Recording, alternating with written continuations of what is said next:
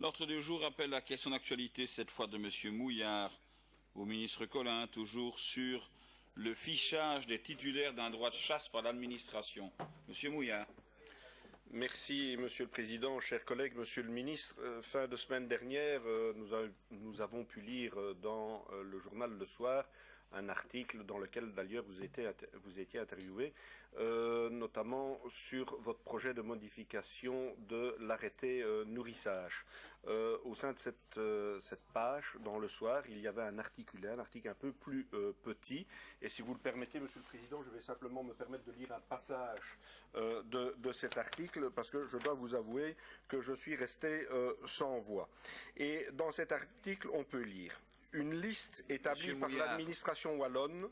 En principe, et puis j'arrête. C'est pour être précis. Mais la règle est très stricte pour les questions d'actualité. Il n'y a pas de papier écrit. Si je peux juste lire les quelques lignes, et puis je remettrai le papier dans ma poche pour continuer mon intervention. Si ça ne vous dérange pas, je vous remercie. Mais que ça ne sert pas de précédent. Voilà. Une liste. Sinon, il faudra donner la chasse au papier. Une liste établie par l'administration wallonne montre que les plus problématiques de ces quelques 200 points noirs se concentrent dans quelques cantonnements. Donc on parle des endroits où il y a une grosse densité de sangliers, et on dit bien que l'administration établit une liste. Et plus loin dans l'article, on dit « La liste atteste aussi de la personnalité des locataires concernés. Il y a des stars de la finance, des grands noms de la construction et de l'immobilier, des armateurs flamands, des actionnaires de sociétés, des banquiers. » On a compris. Et puis, simplement, le fonctionnaire qui était présent dit « C'est fantastique, incroyable l'influence qu'ils ont, souffle le fonctionnaire wallon. » Je remets mon papier en poche. Oui, donnez-le-moi. Monsieur. Comme ça, vous ne serez pas tenté. Voilà, je le remets en poche. Donc, visiblement, Monsieur le Ministre, nous sommes très clairement ici en présence plutôt d'un fichage. C'est-à-dire, il y a une problématique de densité de population de sangliers à un endroit. L'administration tire une liste de ces endroits, elle met en regard le nom de ces personnes et elle met après dans la colonne suivante la profession de ces personnes. Alors je ne vois nullement la plus-value en termes de gestion synégétique, de gestion des densités, de savoir ce que ces personnes font comme métier, à part qu'on voit bien que le fonctionnaire plus loin dit qu'il estime que ces gens-là ont le bras très long et donc ils pourraient vous influencer. Et donc je trouve non seulement les propos inacceptables, il y a même des qualifications pénales pour ce type de propos et ce type de listing. Donc j'attire vraiment votre attention. Faites attention à cela, et il n'y a aucune plus-value en termes de gestion de densité de gibier. Alors, Monsieur le Ministre, les questions elles seront simples. Et connaissez-vous cette liste? La connaissez-vous? La cautionnez-vous? Et trouvez-vous ce type de procédé, ce type de déclaration de la part de votre administration acceptable? Et dites-nous tout simplement, donnez-nous votre avis sur la question. Je vous remercie. Donc, avant que le ministre Collin ne rejoigne la tribune, puisse quand même attirer l'attention des parlementaires qu'en principe, et non pas en principe, mais au pied de la lettre de notre règlement, c'est le vôtre, c'est le mien, on ne peut pas faire usage de documents. Et pardonnez-moi, Monsieur Mouillard, bon, je ne vous en veux pas, passons, mais l'apport de l'article n'apportait rien à votre question. Vous pouviez parfaitement le dire de mémoire, et vous en avez la démonstration par la suite. Donc, à l'avenir, je serai, pardonnez-moi, plus sévère quant à faire respecter le règlement, sans quoi, demain, dans l'évolution du règlement, nous aurons, pour les uns ou pour les autres, l'usage d'un papier qui ne se justifie pas. Monsieur le ministre, sans papier.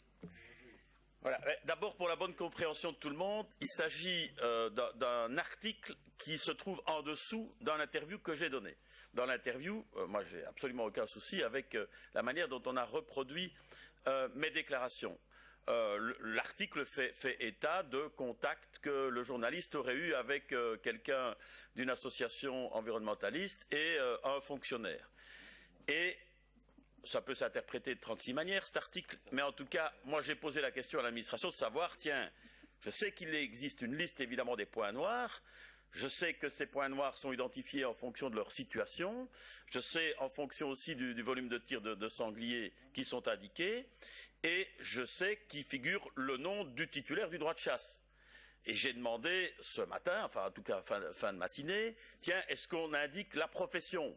On me dit non, mais il y a l'adresse. Puisqu'on doit écrire aux titulaires du droit de chasse s'ils sont en point noir, eh bien, on a leur adresse. Donc, je vais encore faire revérifier. En tout cas, si la profession est indiquée, je ne vois vraiment pas l'intérêt. Ceci dit, c'est un secret de polichinelle, évidemment. On sait très bien que plus un territoire est grand, soit il est, je dirais, l'objet d'une location de chasse qui est faite par un groupement, parfois d'ailleurs de très petits actionnaires, mais parfois il fait l'objet d'un droit de chasse qui appartient à une personne qui est sans doute, je dirais, plus nantie que celui qui n'a qu'un petit territoire de chasse. Mais vous imaginez bien que moi je ne vais pas me laisser influencer pour appliquer une série de décisions et pour en prendre d'autres sur le fait de savoir qui est titulaire du droit de chasse ou pas, si la personne est riche ou moins riche. Moi, je me réjouis quand il y a des personnes qui sont riches, à condition qu'elles fassent profiter de leur statut à d'autres, notamment en créant énormément d'emplois, comme c'est sans doute le cas de plusieurs titulaires du droit de chasse. Mais c'est pas parce que, par exemple, un député qui s'appellerait Mouillard serait titulaire d'un droit de chasse et qu'il serait justement sur un des points noirs concernés, qu'il devrait, je dirais, recevoir un traitement particulier, ni plus avantageux, ni plus pénalisant. Donc, rassurez-vous, mais je pense que par rapport à l'administration, je ne dis pas que vous faites un procès d'intention, mais je pense... Il y a quand même les propos du fonctionnaire, hein, Monsieur le Ministre. Mais je n'étais pas là quand le fonctionnaire a déclaré ça au ministre. Moi, j'ai demandé si la profession était indiquée. On me répond que la profession n'est pas indiquée. Si elle est indiquée dans cette liste, de toute façon, à mon avis, c'est pas utile. Je vois vraiment pas en quoi la profession intéresse les gens. Mais je vais même vous dire autre chose. Je vais même vous dire autre chose. Les listes qui peuvent être communiquées à l'extérieur, et en l'occurrence, elles l'ont été à un moment donné, puisque Interenvironnement avait demandé à bénéficier de la liste des points noirs, il avait même là été enlevé l'identité des personnes qui étaient titulaires de droit de chasse. C'était des numéros qui figuraient sur les surfaces. Donc je peux vraiment vous rassurer, il n'y a pas de chasse game ou de chasse gate ici au niveau de cette problématique. Voilà qui est dit. Monsieur Mouillard, une réplique? Oui, merci Monsieur le Ministre pour ces explications. À l'heure actuelle, on ne sait toujours pas si cette liste existe réellement ou pas, puisque vous nous avez dit que vous alliez investiguer plus loin.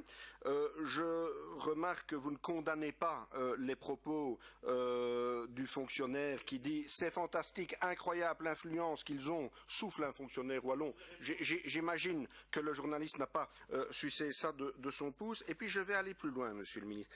Quel est même l'intérêt de mettre les noms des personnes qui sont titulaires du droit de chasse? Mais quel est l'intérêt d'aller donner cette liste-là à d'autres personnes plutôt que de rester, que ça reste dans l'administration? Alors dites-moi comment ce journaliste a fait pour faire son article.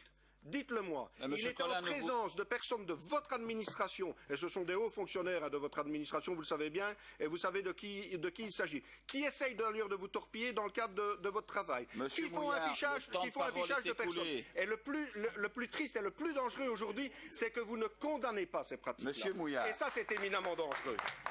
Monsieur Mouillard. 1, vous avez dépassé le temps de réplique, et 2, vous savez parfaitement que le ministre est dans l'incapacité de vous répondre, à nouveau conformément au règlement. Alors, vous en appelez au règlement dans vos questions, et probablement à juste titre pour la chasse. Je voudrais que vous en fassiez de même ici, et croyez-moi, nous en porterons davantage. Ah, mais moi, il peut me répondre encore, hein, et encore, je n'ai aucun problème avec ça. Nous avons pour le moment une évolution du règlement qui est soumise à la sagacité des membres de votre groupe, y compris la vôtre. Si vous voulez modifier les éléments, n'hésitez pas à nous le faire savoir, mais tant que le règlement n'est pas modifié, je vous demande de vous y conformer. Mais vous savez, quand je fais preuve de souplesse, on fait le reproche aussi à certains moments. Alors il faudrait savoir si c'est souplesse ou pas souplesse. Mais moi j'en témoigne beaucoup à l'égard des autres.